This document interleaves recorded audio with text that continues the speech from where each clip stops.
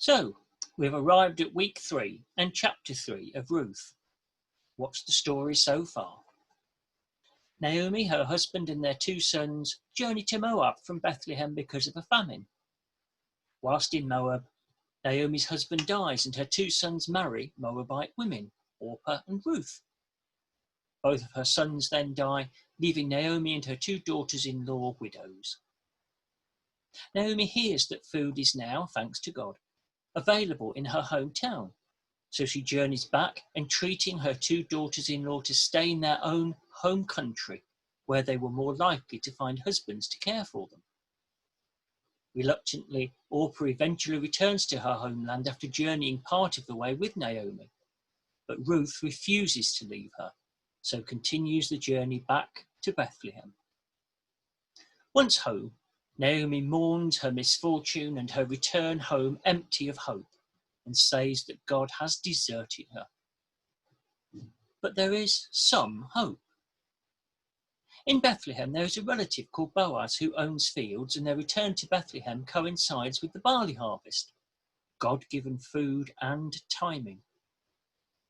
Ruth decides that she must do something for them, so, unknowingly, she goes out to glean as a foreigner and a widow in a field owned by Boaz. There she meets Boaz, who has heard about her kindness to Naomi and responds to that kindness by ensuring that she is protected from being molested by any of the men around her and, moreover, orders his harvest gatherers to leave grain for her to collect. He also takes care of her by offering her food and water with his workers.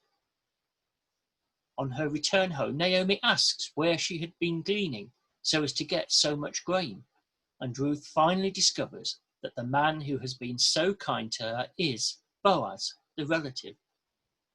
She continues to glean in his fields alongside his workers until the end of the barley harvest. So we read on in chapter 3, and I'm reading from the Amplified Bible.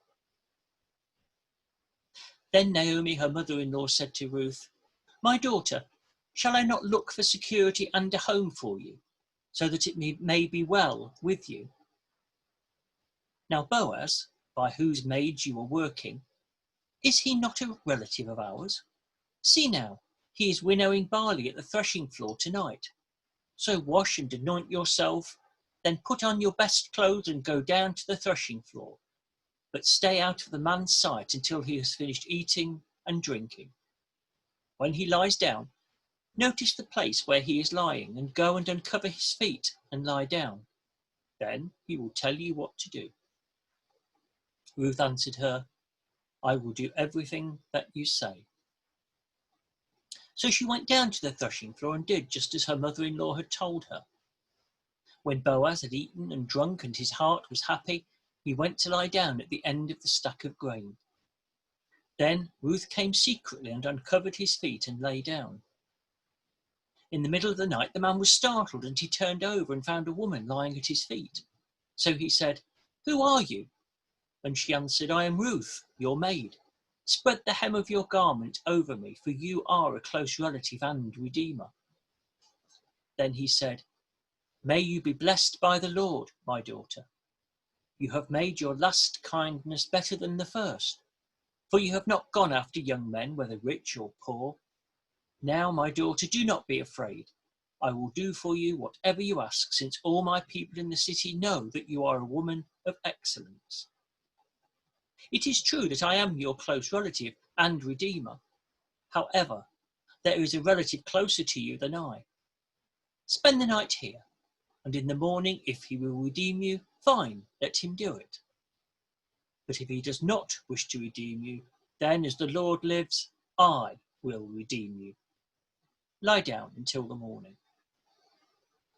So she lay at his feet until the morning, but got up before anyone could recognize another. Boaz said, "Do not let it be known that the woman came to the threshing floor last night." He also said, "Give me the shawl you are wearing and hold it out." So Ruth held it, and he measured out 6 measures of barley into it and placed it on her. Then she went into the city. When she came home, her mother-in-law said, "How did it go, my daughter?" And Ruth told her everything that the man had done for her. she said, "He gave me these 6 measures of barley, and he said to me, 'Do not go back to your mother-in-law empty-handed.'" Then Naomi said, "Sit and wait, my daughter, until you learn how this matter turns out, for the man will not rest until he has settled it today." The plot thickens. Like a short story, we now have another twist to the tale, another relative who is closer to the family than Boaz. Why did Naomi not mention this? Was she even aware? There are times in the narrative, such as in chapter 2 of Ruth, when we as readers know about Boaz owning the field before it is revealed to the 2 main female characters, Naomi and Ruth. But here in chapter 3, this twist in the story comes upon us out of the blue and sets us up for the cliffhanger of chapter 4. But here in chapter 3, we see Naomi once again take the initiative. She decided to leave Moab, but her return, well, did it knock the stuffing out of her? It was Ruth who decided to go out to glean. But here is Naomi back in control with a plan to ensure that Ruth's future is secure. Again, we recognise here in this story of Ruth, we have female characters taking centre stage, being the main protagonists. The sexual connotations in chapter 2, the shielding of Ruth from lecherous men working in the fields, is perhaps carried through into this whole plan. Is Naomi suggesting that Ruth makes herself look alluring to ensnare Boaz? Whatever the intention, Boaz appears to behave in a gentlemanly way towards Ruth. Yes, the laying at his feet and the spreading of his garment over her have sexual implications. But given that Naomi has told Ruth to wait until Boaz had eaten and drunk, this may mean that Boaz was sufficiently content and had no need to take advantage of Ruth and the situation he found himself in. Certainly the language used in the Amplified Bible, "Spread the hem of your garment over me, for you are a close relative and redeemer," stresses the redeeming element rather than the sexual one. The Jewish Study Bible translates this part of verse 9 as, "Spread your robe over your handmaid, for you are a redeeming kinsman." This echoes verse 12 in chapter 2, in which Boaz describes Ruth as seeking shelter under God's wing. The word used, kanaf, K-A-N-A-F, is used both times. So Ruth sleeps, but they make sure that she leaves under the cover of darkness. We read, "But got up before anyone could recognise another." But not only do they avoid the scandal of a woman and a man being together on the threshing floor, Boaz makes her a gift of yet more grain. Back home, Ruth reports all this to Naomi, and we are left with the page-turning cliffhanger ending.